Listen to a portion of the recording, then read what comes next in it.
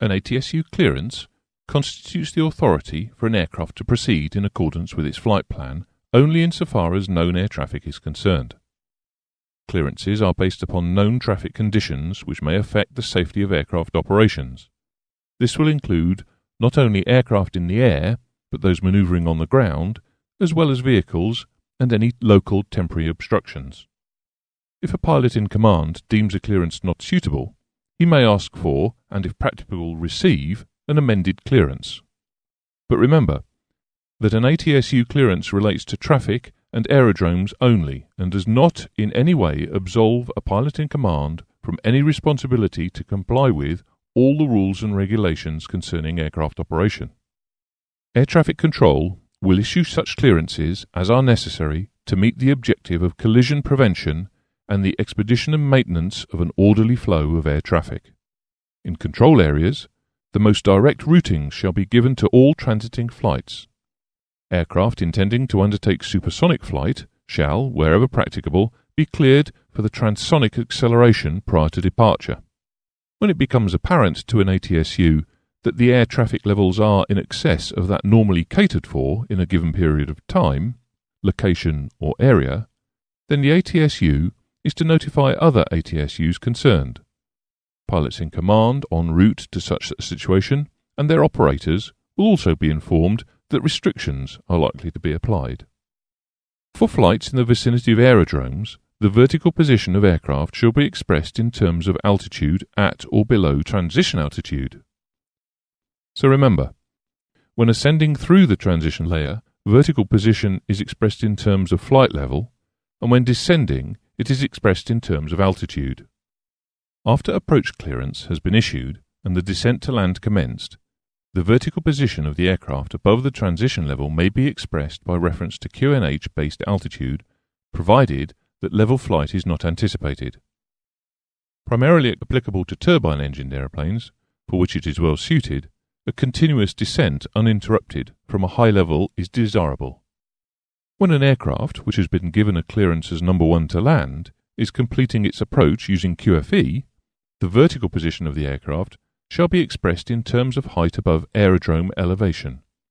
However, vertical position shall be expressed in terms of height above the runway threshold elevation, for instrument runways if the threshold is 7 feet or more below aerodrome elevation, and for precision approach runways.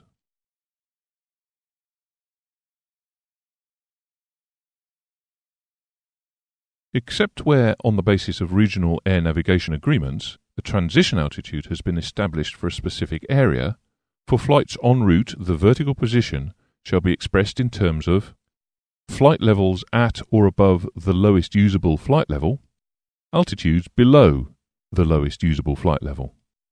Aerodrome and approach controls shall establish the transition level to be used in the vicinity of the aerodrome concerned. This is particularly important if aerodromes are closely located. It is the responsibility of air traffic units to at all times have available for transmission to aircraft in flight, on request, the information required to be able to determine the lowest flight level, which will provide adequate terrain clearance on routes and segments of routes for which such information is required. Sufficient area QNH or forecast QNH shall be available to all aircraft on request that covers the flight information regions that they are responsible for. The transition level shall be included in approach clearances when prescribed or as requested by the pilot. The QNH setting shall be included in every approach clearance or clearance to enter the traffic circuit. It shall also be passed to aircraft about to taxi unless they are known to already have it. It shall additionally be provided on request. Remember that where reference is made to aerodrome elevation, QFE shall also be provided.